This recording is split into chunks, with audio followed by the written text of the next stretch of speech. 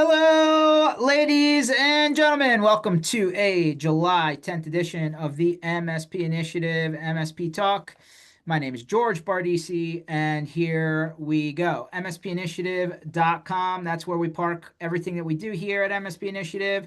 I'll give you some highlights. One, we have thank you to everybody that came out last month. We had two really successful events. One in Dublin, third year in a row with DattoCon Dublin was awesome. Probably the best year out of the three, in my opinion, but I digress. First time we've been down to Tampa with our friends from Roost who were running the Flow conference. Was very well done. Congratulations to that team. A second year event, and my opinion, kicked it out of the park, knocked it out of the park is probably the right way to say it. Sorry, should be in baseball mode. But anyway, so that was really well done. I know that both of those events are happening next year. So, if you're one of these people who actually pay attention ahead of time, I believe DattoCon is moving for the first time from Dublin to Prague. If you happen to go to the Enable Prague conference a couple years back, same place. I think there's only so many places in Prague you could probably hold that many people. And then I believe the Flow conference is moving to Nashville next year. So if you're keeping track, pay attention ahead of time. I've given you a couple clues there. Coming on up, we will be down at the used to be called CompTIA, GTIA, Global Technology Industry Association. ChannelCon, still the name of the event. That's down in Nashville at the end of this month. We'll be there. Nothing to do, not doing anything formal, but we'll be, in the crowd with the community there. And then we launched not long ago, like within the last month or two, the Channel Sports Tour. So for my, haven't introduced him yet, but my fellow Eagles fan on the call today on the podcast, we are doing the championship tour here, but in your city, hopefully. So Eagles at Kansas City on September 14th. Then both on September 28th, we're going to the first ever Dublin NFL game. That'll be Vikings Steelers in Dublin on the September 28th. Later on that day, as if we had a jet that we owned, Eagles at Tampa Bay, Sunday, September 28th. So if you're a Florida, Tampa person, we're coming to you. So that was Kansas City, Dublin, Tampa Bay. Moving on to November 10th, Green Bay. Eagles at Green Bay, November 10th. Hopefully it's not totally ice cold. But that should be good, because everybody, if you're an NFL fan, should make it to Green Bay at least once, to visit the shrine. November 23rd, that's the week going into Thanksgiving, but perfect for you Dallas fans, Eagles at Dallas. And then to close out the Channel Sports Tour for 2025, Eagles at Los Angeles on December 8th. So, recap: Kansas City, Dublin, Tampa Bay, Green Bay, Dallas, and Los Angeles. We are coming to you. I'm going to mesh a little NFL with IT and MSP world. If that doesn't sell it, nothing will. The wait list is up. Hit channelsportstour.com and you can ask to be put on the wait list. And hopefully you make it on there, which means you'll get tailgate and a game ticket on us. And hopefully the people that come together to help make this happen. So that is our newest thing. I'll round out a couple of announcements. DattoCon in Miami at the Fontainebleau. We did this last year. It was absolutely epic. I had no idea that Live nightclub inside of Fontainebleau is the absolute place to be on South Beach in Miami. And sure as hell, we have booked that venue out again. So it's actually pretty cool. The whole place is like a robot. I mean, it's hard to explain unless you've been there. And then, so we'll be doing another block party around DattoCon Miami. And then right around the corner from there, later on that month, close out the year at DattoCon in Sydney, down at the ICC there in the harbor. So that is the rest of our in-person schedule for the year. I know that was a lot, but you'll find all of that at mspinitiative.com. And you can see we like to do fun things with fun people and fun places. All right. Now all my housekeeping is done. Zach from Ionos, fellow Eagles season ticket holder. I just learned, I don't know how it took this long for me to run into you. But welcome to the podcast. How you doing today, my friend? Doing great, George. Really appreciate you having me on here and go birds. And yeah, I'm gonna have to hit a couple of these events across the country with you guys. Oh, I mean, listen, this is perfectly tailor made for you. You just didn't know till you showed up to this podcast. I couldn't be any happier. My day's complete. So Championship tour. that's right. Super Bowl defending Super Bowl champs. Actually, if you're listening to this podcast on July 10th, since the Eagles open up the NFL schedule the first Thursday in September against the Dallas Cowboys here in Philadelphia, training camp is only 12 days away. It's hard to think about Yep. that. Training camp starts in July, but they got to start a little bit earlier because they start the season a little bit earlier. I guess that is the side effect of winning a Super Bowl. I saw that today too. It's crazy. It's here already. So we're ready to roll. I got to be honest with you. Feels like there's not a lot going on until football season starts. But that's me. Zach, for people who haven't run into you before, like me, Yeah. until now, and for obviously first time on the podcast, love to give everybody, just like personal walk down, history lane, like a little bit of background on yourself, like how did you ultimately get into MSP IT tech land? Gives people a little bit of perspective, right? See the world through your sunglasses, and then we'll go from there. Yeah, no, that sounds great. So yeah, George, I'm right now sitting in Center City, Philadelphia, where our U.S. headquarters is, right next to the Comcast buildings. I'm from South Jersey. Grew up in Washington Township. Right now, reside in South Jersey in Swedesboro, and went to college up at Rutgers University. So an enemy territory with Mets, Giants, Yankees, and other teams that aren't worth even talking about. Um, That stadium up there stinks. That Meadowlands. Don't worry about Oh, I call it rent a stadium. Whatever you want to light it up, that's what it is. Yeah. So there made my way back to South Jersey, where I reside now, and really always interested in tech and in sales.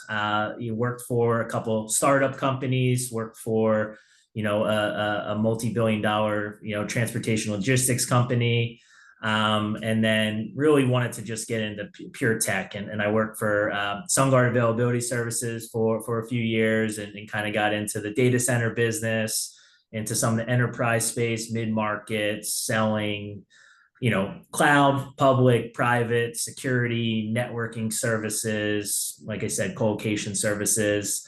And then had the opportunity to come to Ionos with some familiar faces from SunGard, to really work in the channel space, and realize, I really like the partnership side of things. I like working with distributors. I like working with resellers, and really understanding the mutual benefit on both ends, and kind of driving bigger initiatives to help both sides of the business, and help customers. So, at Ionos, I cover, the channel side of the house. So I'm working majorly with MSPs. That's our focus. We're a vendor at Ionos. We're a cloud provider. We're infrastructure as a service.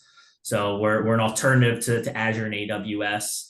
And what sits yeah and what really sets us apart is what MSPs want. We're cheaper. We're 30 to 50% cheaper. We give you dedicated account management and support. You don't need to spend $1 million a year to get support with us. You can have, sign up and work with us, whether that's through PAX 8 or direct reseller programs, or direct if you're end customers, and get that support. And then get that simplicity. So we don't have all of the feature functionality that that you see with Azure and AWS. And if you need all that, that's great. But you probably also need a couple different clouds that you should be working with, and for various reasons. So we really fit into that MSP realm, where you see customers with QuickBooks and Active Directory, domain controllers, terminal services, firewalls, and you can have L1s deploy it and make 30% more, and get free dedicated account manager and dedicated solutions architect. So it's really our value prop. I'm covering all of North America, all of Latin America. We're globally a German company, so we've really built our company off GDPR compliance and the Cloud Act, and that type of thing.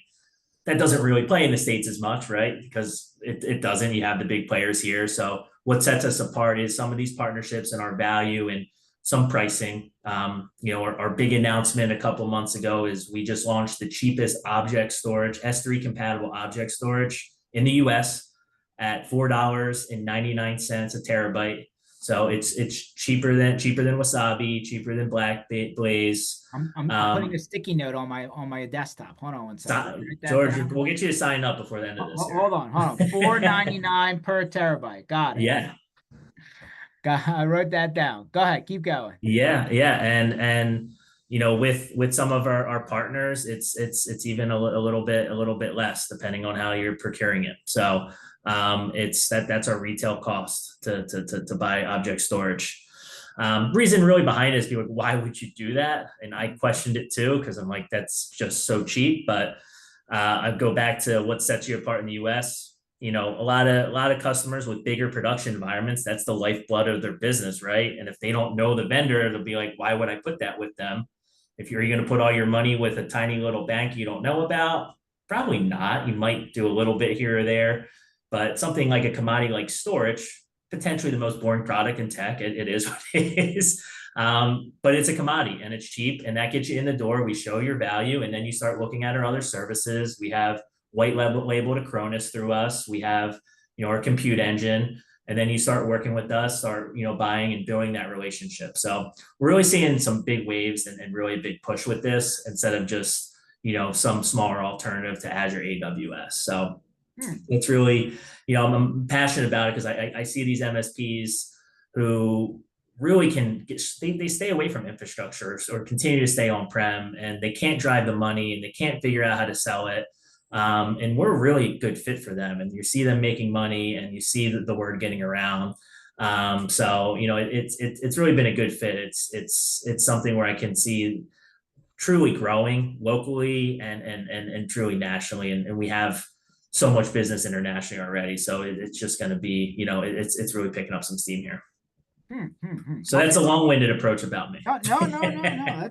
I mean, listen, you jumped into the next thing. All good, but that was a pretty good, transition there. So I'm with you.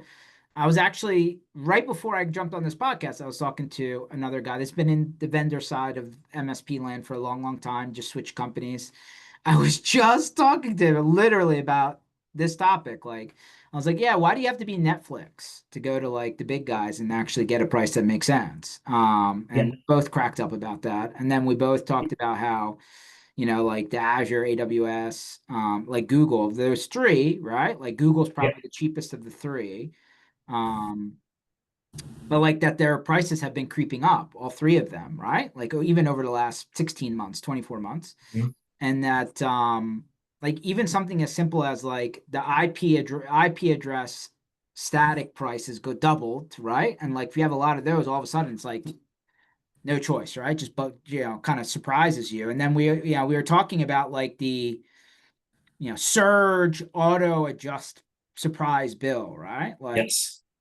hey, I sold on this. I got surprised by my bill being this. Like, that doesn't work well from an MSP profitability standpoint by any means.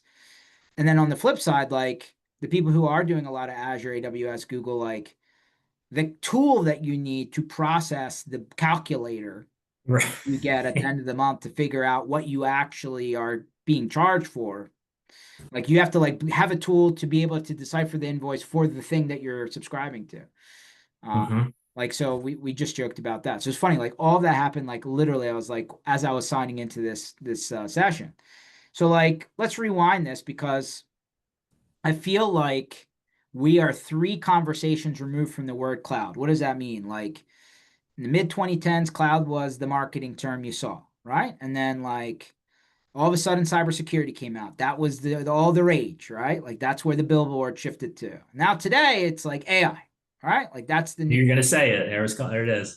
I mean, listen, no surprise, right? Like, like you just said PAX 8. I wasn't there. And they did a whole conference about AI. And I'm not targeting you, PAX 8. Don't come in and point your finger at me, but like literally the next day, there was a 0 day on Microsoft Copilot, security for AI. And I was like, uh-oh, well, that's glad it came out after your thing, because that wouldn't have been good if it hadn't been doing your thing. And then like A couple days after that, another thing. And a couple days after that, another thing. I was like, oh, this is a bad day for like the 2 weeks after this AI-ish conference. But like it's a thing, right? And by the way, just like, and you can fact check me, all you fact checkers out there, like for sure, we do not have enough electricity to power all the electric cars that they say we're supposed to have in this country, United States of America. For sure, we do not have enough electricity to run all the data center power that we need to run AI and the way that they're saying it's going to be used. I did not create these facts. I've read them. You can go find it for yourself. But that's what I've seen. So, bottom line is, as an MSP, why is it, Zach, that all of the industry talking heads seem to think that the majority of people are already in the cloud and that on-premise doesn't exist anymore? I heard earlier that that doesn't seem to be what you're seeing. Tell me more.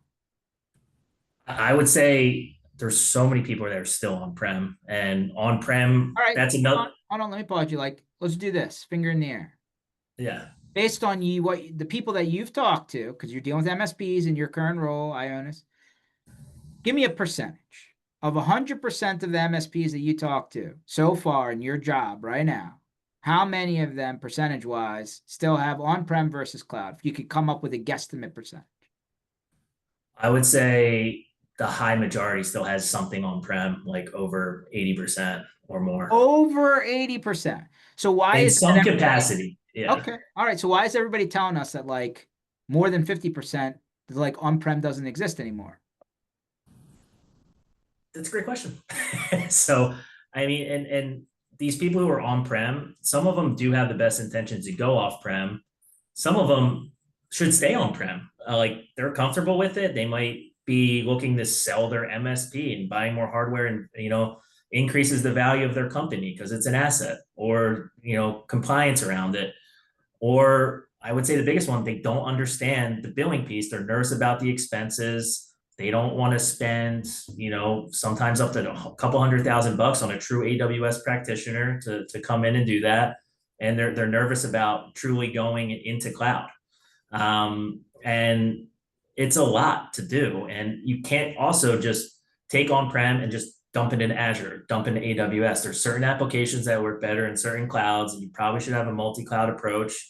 And I think companies look into all this, they get nervous. Again, these production environments are the lifeblood of their business, and they'll stay on-prem. They'll refresh their equipment, even though they might use 14% of a server and pay 100% for it. It's just what they do. They're comfortable with it. It's hard to break that trend unless their customers truly demanding to go to cloud. Okay. But like over the last, my dates might not be 100% accurate, so bear with me. Maybe you know them. Like Broadcom VMware explosion, right? Where everybody's thing went from 0 to times 100. Like that definitely did not help a lot of MSPs out there doing this whole thing we're talking about. So, like, how did that change the conversation? So a lot, especially with Broadcom. Basically, just unless you had an enterprise relationship with Broadcom, you're gonna the minimum license spend is crazy for the cores and what you need. That's pushed people closer to doing that and moving to a cloud space. But then it's what type of cloud provider they go to. Do they stay on VMware, or do they move to a public cloud KVM open source base? Well, okay, great. I want to move to public cloud. Well, how do I do it? I don't know. So it's made it harder for them to figure out. They're getting pushed to do something. Mm-hmm. Some of them are going to continue to pay, and maybe an easier shift into a company that's offering some public cloud services, and coming from on-prem, and they're forced into that, or they're forced to figure out, migrating themselves. We run a migration program where we'll help fund that migration, bring in third-party services to do that migration for you and pay for it. But I mean, that whole Broadcom VMware explosion has just been crazy, and it has been. I would say that's been a big disruptor in customers saying, okay, like this has happened. I have to try to figure out how I can slowly move into cloud if they haven't already. Okay. So,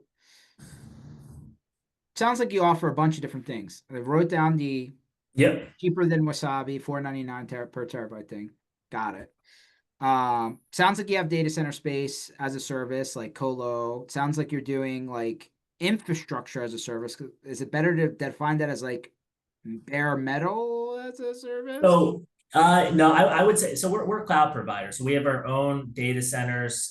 We have three data centers in the U.S.: Newark, New Jersey, Lenexa, Kansas, and Las Vegas, Nevada. Our object storage only sits in Lenexa at this time and overseas. Like I said, we have we have also have data centers in Germany, the UK, France, and Spain.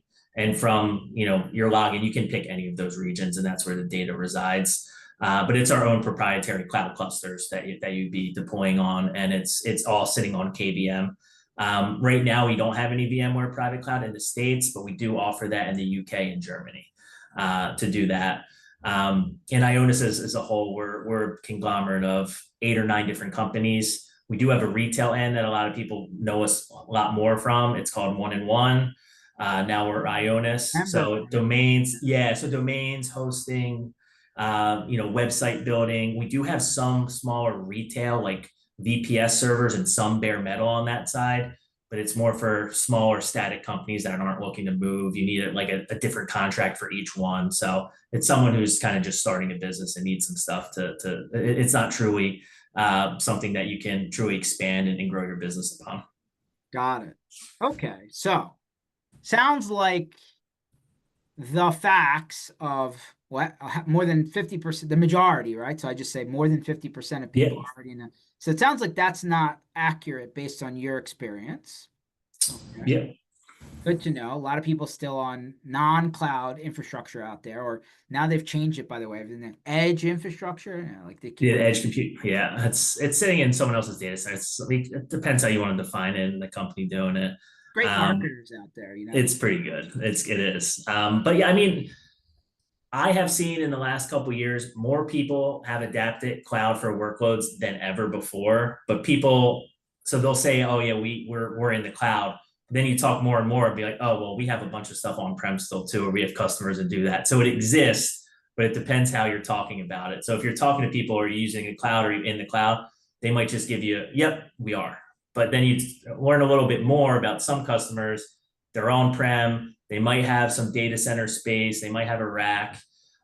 They might have some servers running production under, by a hot water cooler in their basement. Like it's all over the place. So Hmm. um, Well, I talk, really yeah, see that approach. that's a perfect bridge. It's a perfect bridge because I definitely more last year than it seems this year, but still this year there's been problems. Like even people like the channel company be like outage tracker for the year, and it's like it would like you could put your clock to it. The big three, especially Amazon East, like they're Virginia, like Yep. couldn't get past 6 months without a problem. Like they would definitely, and like you would know because like Netflix and Ring and like all of these big company names that you use in your like probably non-work life were all affected, right? And it'd be like, so what's up with this like stability instability thing, right? And like they're like, oh well, just that's like anything, right? Microsoft or Amazon or Google, they all go down. You need to have a different region, and it's like okay, yeah, back up. I get the idea of it, but like you guys go down like clockwork here. What's going on? It's like, oh, the bad guys are targeting us and DDoS and this, that, and the other, blah, blah, blah. It's like, so at what point is it a liability that I park my stuff there? Like, So we see it all the time, and it's really a big play that you should have multiple cloud providers for that, and you shouldn't back up in the same cloud, or different production environments for each customer and different. It depends how you want to do it. A lot of it comes down to compliance. A lot of it comes down to the risk you're willing to take on. Some people say, they did disaster recovery tests and they passed, but then you talk to them, they only tested one application. Like if it went down, they have no idea how long it's going to take to come back up and running.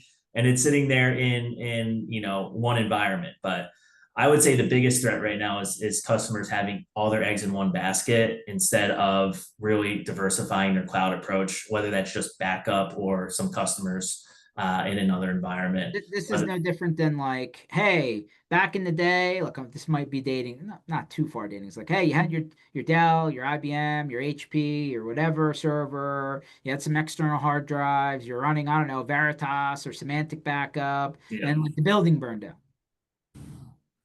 So then your It- backup and your primary all went up in flames, right? Like this even happens now with like even Azure Virtual Desktop or any of these other things, right? It's like, oh, I checked the box for backup. I have backup, but it's backing up to the same place. yeah. How much do I have to pay to get that green check mark? I mean, this happens all the time. So like big picture, I think part of the problem is, and just put it bluntly, us Philly guys. They don't want to pay for the backup. They don't want to pay for the redundancy, the multi-cloud. They're like, it's too expensive. My customer won't pay for it.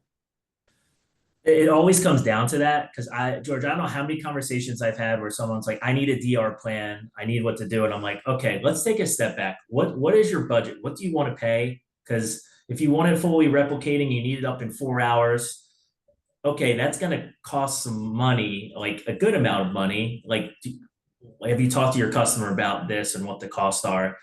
So I try to address it up front because I've been down the road too many times where it's all good intention and they see the price, they're like, I can't do that. And I'm like, okay, well, you're taking on the risk then.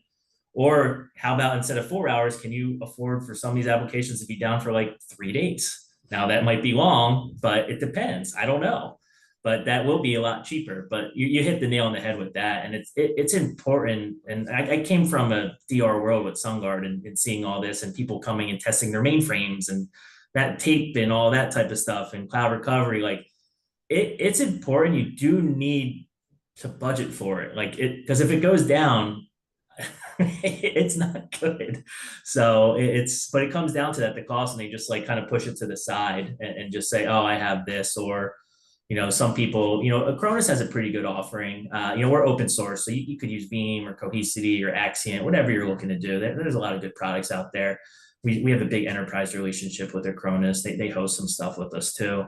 But, and they have security features and different things that they do, but it's still not a full-blown backup DR plan. You need to figure that out, and you need a business continuity plan to go through all that. So it's funny you mentioned that because I have these conversations so often, and I try to get to the point as quickly as possible of like, what are you willing to do here, and what do you truly need?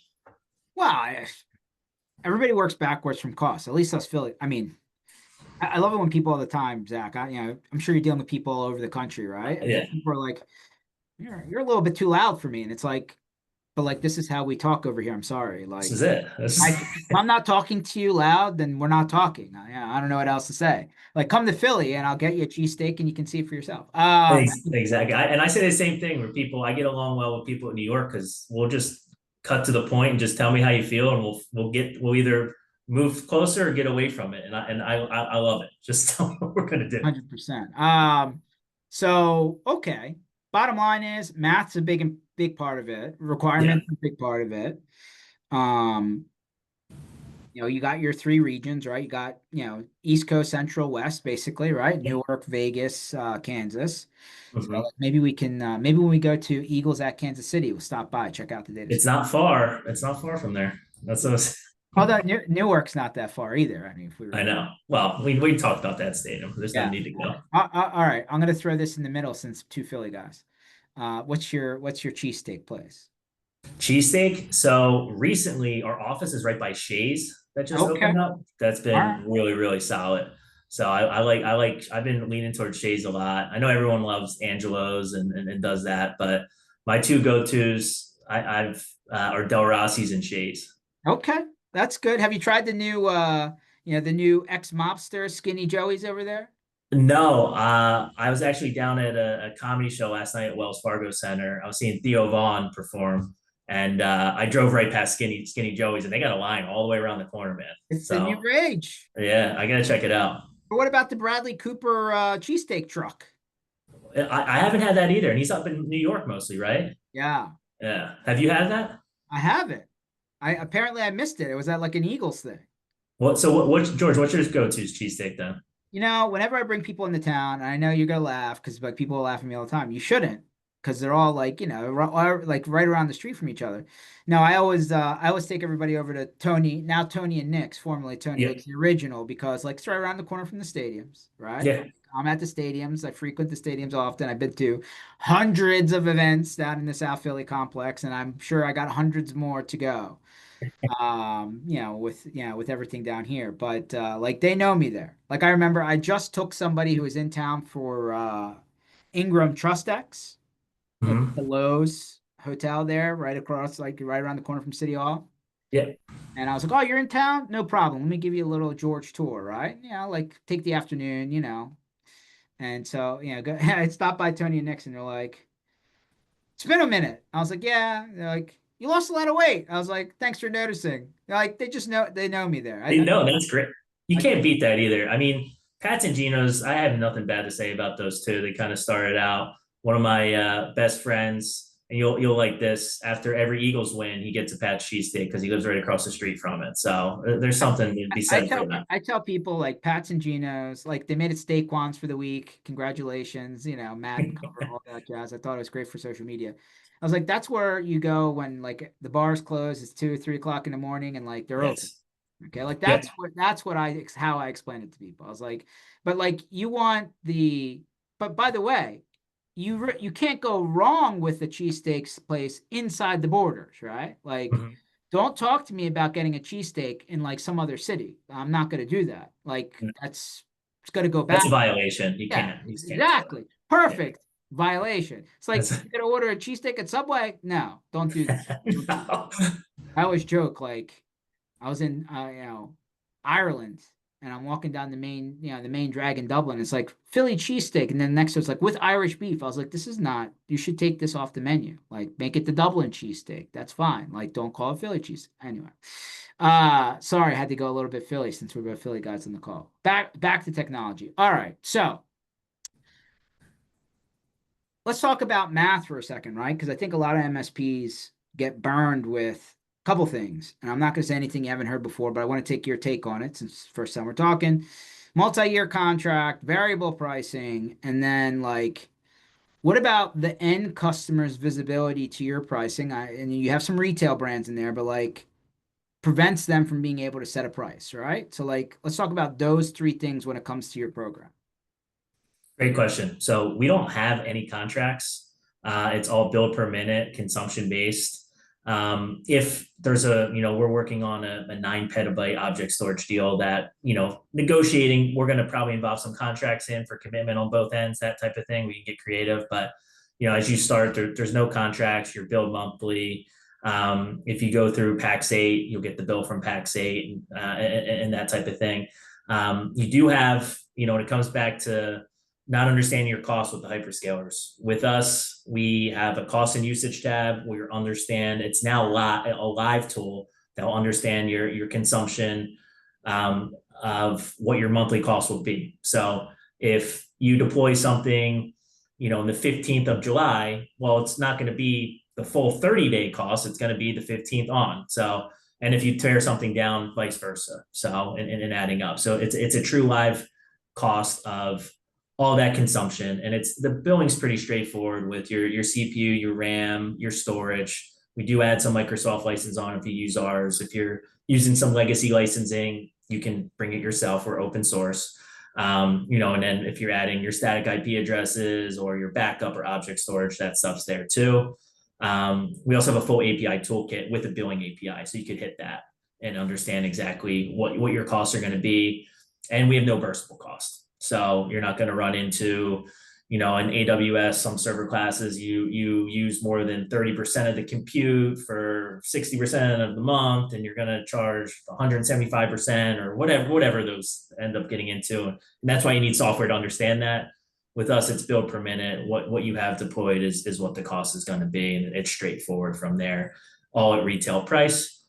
Getting into the next piece with the users and understanding your end customer, it's up to you. So you can actually add users and groups to us. You can give them admin access, or you can just give them read write access so they can see their environment, but they won't see the cost. That's up to you. And depending how you do it, we have our reseller program through us, not PAX 8. There's a subcontracting tool where a reseller will have a master reseller agreement and then subcontracts under. that really separates for each customer, so they can have a subcontract for each one, and then grant them access so they can see whatever they're looking to do. And what's nice about that contract is the reseller can have a free demo sandbox account that they don't get charged for, and you can really use and do that, and that's where that partnership comes in and says, don't take too much advantage of that and start hosting your own stuff and things like that if you want it for truly sandbox purposes. But you'll be able to control your resources from there, the subcontracts and everything like that. So a few different ways to see that piece, and that's a huge selling point for us too, because the cost it comes up in every aspect. Okay. All right. It's just checking boxes here. So it's like pay Yeah, as you go. You actually can figure out the price without, having to write a software or getting a third party tool. This is good. Sounds like you're not locked into a term unless you're doing something custom or very big. yeah, I think that's reasonable.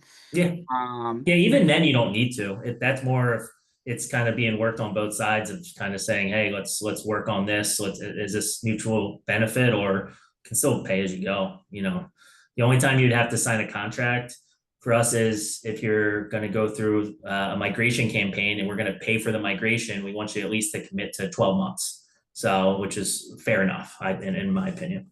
no, I mean, that's reasonable. You just need to be Yeah, able to cover your costs. I don't see what the problem is with that. exactly. Microsoft would do the same, to be honest. And that for a while they did, from my understanding. Um, Compliance. All right, like I know it's a thing. I mean, it's Yeah. not going away. It's probably only going to get deeper. I'm no security expert. I hear what I hear like everybody else. So what are the most common things that come up there, and what are the check boxes there? Yeah, yeah, and so we're really a company born with compliance, being in Germany with the GDPR compliance and Cloud Act, and all of our data centers, even in the States, have GDPR compliance. But we have that SOC compliant, ISO compliant, PCI compliant, HIPAA compliant. That being said, some of the HIPAA and PCI is also on the customer. Make sure they maintain some of that compliance as well, to make sure they meet all those needs.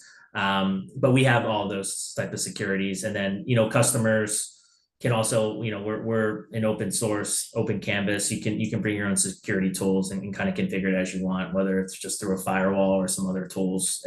It's up to you how you'd like to configure. What about bandwidth consumption?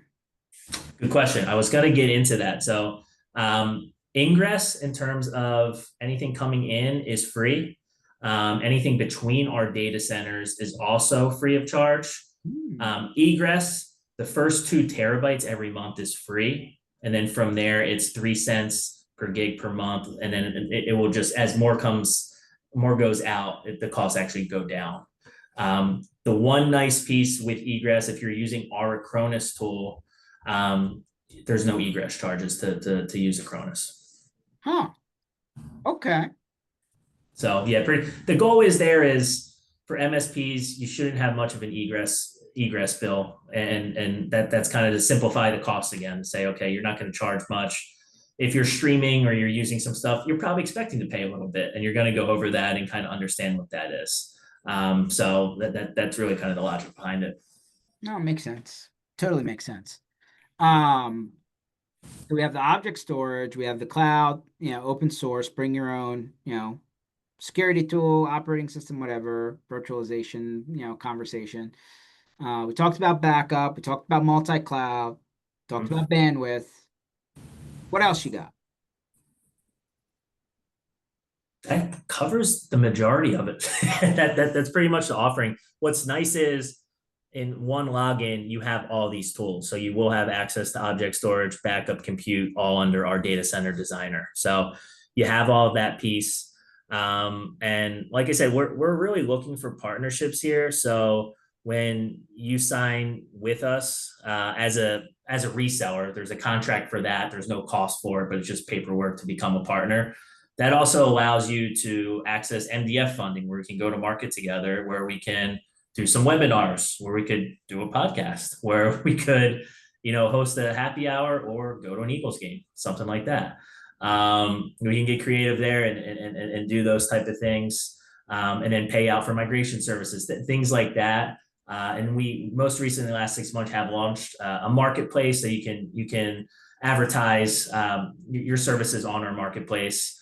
It's not, and I'll be transparent, it's not as intuitive as like AWS's marketplace with some of this click and deploy, but it's a marketplace where we have partners be able to advertise their services and that type of thing. So we're working towards that to kind of have a good offering. But yeah, we're really looking to work together and mutually benefit and drive customers for the same thing. So How does the MDF work? Is it based on spend, or how is it like as approved? How does that process work? I would say it's so we have our marketing budget and I can fight for how much gets spent on what activities and what we're going to get for it. So we have to do a business case, and the German logic is the inflow and what's exactly going to come with the outflow. So it's more of understanding with the webinar how many guests, how many meetings are we going to get, and again, there's some art behind that too. But we can kind of I can push and say, hey, we need a few extra bucks to do this. This is a big opportunity. We're in front of these type of clients, so it's we can get pretty substantial in terms of what we're looking to do. How many MSPs are in the program today? Yeah, so we have over 200. Okay, Yeah. not bad. And then like, I mean, again, heard of 1&1, heard of Ionos, but like, how long has the program been running? Not forever. So we were Profit Bricks back in the day. Ah, I remember Profit Bricks. Profit Bricks, yep. So and what kind of happened is um, we ended up Profit Bricks ended up selling the business to Pax8, and there were some deals there. Essentially, this cloud became kind of a depreciating asset, and no one's really looking at it at Pax8, but seeing a lot of potential for it. So I think it was like 4 years ago, Ionis said, okay, we need to get a cloud team back there and push that and say there's a lot of opportunity for cloud. We see a need. We have a really easy to use product. We're making advances. We're selling a lot internationally. Let's get that launched and do that. So we started. I managed a relationship with Pax8. We've revamped that, and now we're growing a lot there. And then have launched our own partner programs around it. Okay, so is Pax8 still part of the ownership of this, or did you guys acquire that from them? No, no, it was just kind of, yeah, no, they're not they don't own any of it. I think there's some stock that got passed to Ionis at some point in terms of it. So yeah, it was kind of odd terms, honestly. But they were just kind of took over the book of business, and then now we're back running it. So Makes sense. No, yeah. didn't want to ask too many crazy questions. Got it. No, no, no. It's a good question because that was one of my first ones. I'm like, wait, how does this work? How did that deal go down? Yeah. So yeah. No, look, like, you know, I hate to say it. I'm going to say it because it needs to be said. Like, these are the questions. Like, and I'm not going to be the first or the last person to ask, like, hey, do you have any investors? Who owns you? Why? Because, like, the industry's like, all of a sudden you're like, oh, yeah, we actually got acquired multiple years ago. We just didn't announce it. Like, nobody wants that. And, like, you want to know who you're doing business with, right? And like, Yeah. no offense to all the money men out there, the VC, PE people, because like you're in every industry and you're not going anywhere. Like, this is important to understand how you do business, right? Like, and like who's pressing the buttons, who's making the decisions. If anything, it's like, hey, I've seen this movie before, kind of thing, right? I know what I'm walking into. Don't want the rug pulled on out now from underneath of me. And like, I'm not saying anything that surprises anyone, but that's why I think part of the I'm interviewing a potential new company, supplier, vendor, whatever term you want to use. Like, you got to ask these questions now. Yeah, no, it makes sense. And, the bigger the company, they have different divisions and things like that. So I remember, asking that when I'm coming on board. And, we are, Ionis as a whole is over $1 billion company. So we're a big company, but in the States, we're almost like a startup with how we operate because we're smaller. So it's interesting. And that's what I love about it, where you have, I told you I worked at startups. I like that nature and can kind of do, your ideas get implemented, right? They're easier to get done. So I like that feeling about it. We went public Less on the, layers. yeah, less layers, a different type of layers. So it goes through Germany in different ways. And there's those type of challenges like any company has in doing stuff. But yeah, we're public on the Frankfurt Stock Exchange and just went on the MDAX Stock Exchange a couple weeks ago. Our stock price has actually doubled this year. So yeah, as a company, yeah, we're doing really well. We had an all hands meeting last week where we heard a lot of German initiatives too. And we're like, well, what about the States? Like, what's going on here? And they're just, based off political landscape and data sovereignty and that, like, we're making a big push we're meeting with government officials in Germany where we're about like 5, 10 years ahead of where we thought we'd be because of some of the nature. And it's a good opportunity for the US to say, okay, well, this is how we're going to do it. And we're going to, do it our way. So it's interesting. Yeah. So like every company has your own challenges and different flavors, but Hey, interesting stuff. 100% with you. It's good. It sounds like, in the event these MSPs run into like companies that have international branch offices, like there's check boxes there, right? Like Yeah. data sovereignty thing is legit. Like it's a thing, especially when you get to Europe, man. Oh my God. I didn't really deal with it too much until working here. And it's a big deal. It really is. like, oh yeah, we're in the EU. It's like, no, what country? It's like, why? Exactly. Which You're in the country? Eurozone. They're like, yeah, it doesn't matter. It's like, oh, okay. It's like, no, like we have a customer in Luxembourg. It can only be in these three countries. I was like, what? Huh? I was like, send me a link to that. I have no idea what you're talking about. Each one's a little bit different. So, and our team, it's funny, we're the US team, but we're part of the international team because it's Germany's the headquarters. So, Mhm. I report into my direct managers in the UK. So I'll get some time over there. So it's France, the UK, and us. And seeing all the differences just around the markets and going to market and the compliance, it's so interesting because you just don't really think about a lot of the different things that go on and how you operate differently in the same space at the same company. All right, hold It's on. We didn't talk about this. We got a little bit of time left, so let's go yeah. through. So you said you're also handling the Latin America market for your company. I don't know, man. Like, I haven't spent too much time talking to people south of, the border there, but like, it just seems to me like they're not very cloud focused. They're still very prem edge, whatever the hell you want to call it. Like, they just don't like the reoccurring cost model. Is It's a that? problem. Yeah. Yeah, and what I'll say is right now, unfortunately, I don't speak Spanish, so that doesn't really help my calls when I'm talking to these customers. We work with some resellers, right? So we'll get some leads in from our Mexican site and some different opportunities, and we'll work with them and we'll pass it to them to sell. We have a big BDI partner, Cybel Software. They're in Argentina. They also have an office in Salt Lake, but they'll do a lot of that too. And from what I hear from them, yeah, there's a huge, crazy opportunity in each country, in Mexico specifically, Brazil, Colombia, Argentina. People are on-prem, they want to move to cloud, but they're confused by the pricing. It seems super expensive to them, and they're really, really sensitive to every little cost.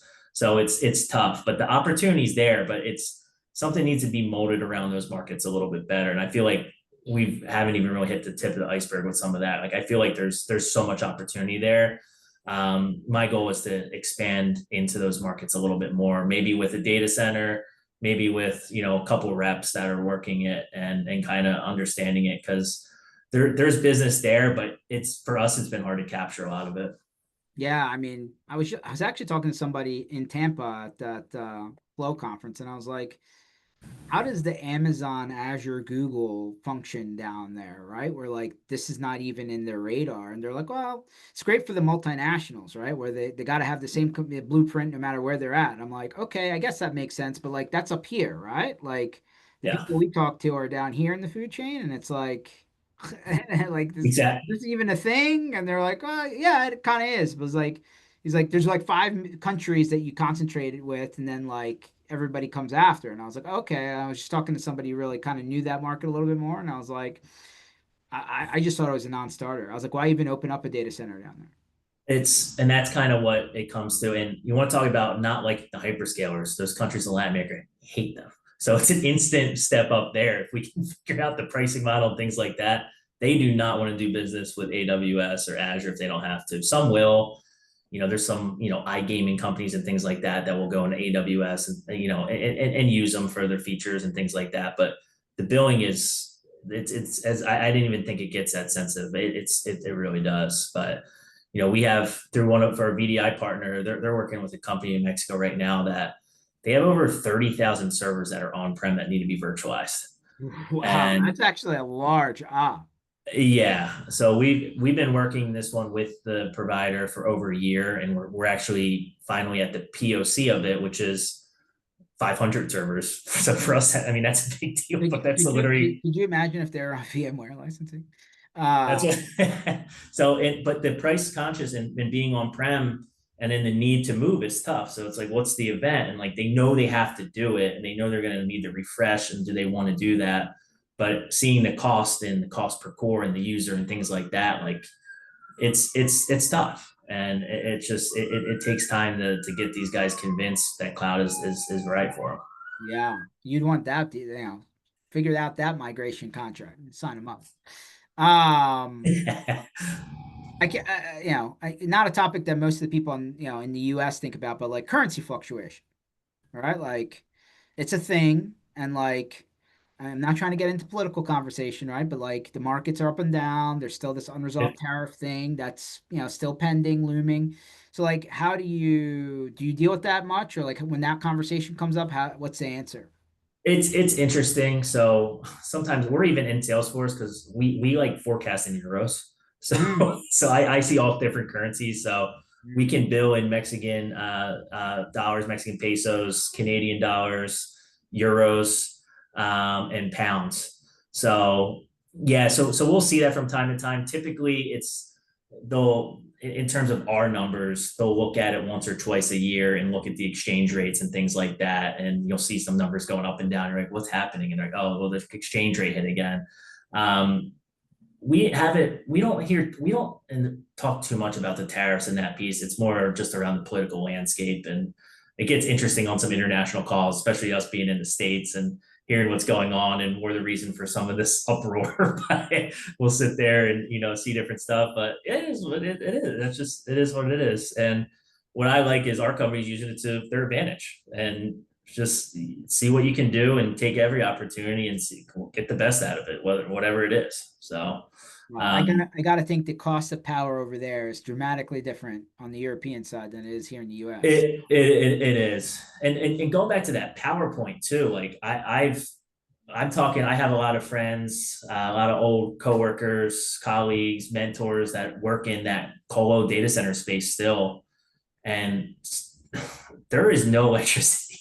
It is becoming who can talk and who has relationships with And government see, officials. some fact checkers gonna hit this podcast and be like, "What is this guy talking about?" You'll see. There's not enough power in this country to power There's the not. data I mean, center. you talk to Texas, they got one power grid. That goes down. That's a problem. The Southeast is the companies have moved down there. Atlanta's a big hub now. Florida has a lot. They're running out of space. I mean, I know from a couple people I talked to, they're basically selling theoretical space and power that data centers They isn't don't even built have. out yet. They don't have Yeah. yet. They've already sold out their data centers, and they're like, there's no, they're Okay. selling out Since promises. since we talked about Netflix, there is a docu-series on Netflix about 3 Mile Island in Pennsylvania. Oh yeah, Like the I have to whole watch. I haven't seen that. Go watch it. Like they actually at the end, I'm not blowing anything for you. It's a historical event. We're 30 minutes away from our version of Chernobyl. 30 minutes. Anyway, go watch it. Totally interesting. I thought so. So Google has acquired 3 Mile Island and they're firing it back up because they need the power. Yeah, Like, it's so like nuclear power, from what I read and from what I understand, is about to make a major surge. yep. I can totally see it, and you wouldn't believe it until you talk to people who are dealing with it directly, and you're like, "That's actually happening." And you're like, "Yeah." So And it's it's totally needed. yeah, it's I mean, the more AI is going to blow up and GPUs and the need for machine learning, yeah. Could you imagine all the people who are buying the crypto miners and Oh, putting it that's what in it and is. they're putting Yeah. it in their basement in their garage, and then all of a sudden the town's like, where's this power utilization coming from? That's exactly. Yeah, we see some people in our cloud be like, "Oh, can we mine and do this?" I'm like, "Don't do that. That's yeah, you can if you pay your bill that you can do it. Go ahead, but I just do the math calculation, people. it Like doesn't work. That's the thing. You're not going to make any money, John. for That's a minute it would make sense. I don't think it makes sense now. Just do the math. Do the math. Don't talk it about it. doesn't. Like, oh, but Bitcoin's over 100,000. I It's crazy, but you see the demand's there. So and there are use cases for it, and Hold people on. ask us for GPU servers all the I'm going time. to tell We're you, launching it at some point, but yeah, next 3 to 5 years, AI, cryptocurrency, full stop. yeah, I think those are the two things that'll take the most juice. yeah, it's 100% going to be it. 100. So All you right. see that, yeah, you can take it for what it is, but you know this information and can use it to your benefit in business and personal life, whatever that is. So 100%. All right, Zach. Now that I know you're a season ticket holder, we will be seeing more of each other. I know what section are you in, George? I'm in 124 Oh, I'm upstairs with the people. with people. I'm My upstairs. Hey, we hey, hey, listen. I was on. See, you got in early in the game. I put my name on the waiting list in 1998. I Oh got the my season God. ticket call list in 2014. Wow. Yeah. So my dad barely pays attention to any emails he gets from the Eagles. That's a whole nother separate topic. But he's had tickets since 1977. So he's had them forever. And he sat all the way at the top with his buddies in college, and they were terrible and went through all of it. And then we moved to a new stadium. He goes, I got to get better seats. Let's do it. So But you're sitting with the suits, my friend. I know. You're sitting with the corporate crowd. I'm It's up. not the same as the vet. It's I not. know. Though It's you'll never see the vet again. You'll No, never see I it. miss it, and I try to tell people, and you know, you say whatever you want. It's a free for all these things, and people, the newcomers, they just don't get it. So I was buying season tickets off of people from like early 2000s all the way to 2014. I was driving to training camp. They had just moved it from Lehigh to the link. yeah, And it was a Sunday, and I was like like said Philadelphia Eagles like in the caller ID, and it was like a 1,000 number. I answered. I'm like, hello. They're like, oh, it's Philadelphia Eagles ticket. I was like, is this a scam? They're like, no, no, no. I was like, it's a Sunday. They're like, yeah, we're working. I was like, I'm on my way to the stadium for training camp. It's like, that's why we're working. I'm like, okay, go ahead. They're like, your waitlist account's up. You ready to buy some tickets? I'm like, this is a scam. They're like, no, it's not a scam. She's like, here's your email address. Here's when you signed up. I was like, oh shit, that is when I signed up. And she's like, well, basically crap or get off the pot. And I was like, I'm ready to go. You need my credit card number? How many tickets can I get? And that was it. wow, that's I would have thought that's a scam too. You wait that long, you're like, It's a why are you Sunday. calling me? It's a Sunday It's a morning. Sunday, yeah. Like 98 to 2014. It's like I know. Well, hindsight's 2022. Now my dad was so fed up. I was younger when this the new stadium opened. The seat license price, like he almost just blew a gasket on that piece of it, and now it has some value. And now it's like It I wish does. he bought more seat. You can sell face value. The seat's not too bad, but they all Right. go for double the price. Upstairs with the people, you're high enough, they don't charge you the seat license price. Yeah, it's good to have. It was a whole thing. I remember then, and now he's still like, I wish I had more seats. I'm like, be happy with what you got. Or this is fine. I mean now it's at an all-time high. Yeah, Two Super Bowls, 3 years. Come on, man. I know. I was looking up the prices for that Thursday night game, and nothing better than seeing the banner get raised against those That's the Cowboys. cut that I tried to explain it to people, right? They were like, why is that game so expensive? I was like, it's literally about the banner. They're like, can't be. I'm like, you're not, no, it is. Yes, 100%. The It prices are completes crazy. the circle.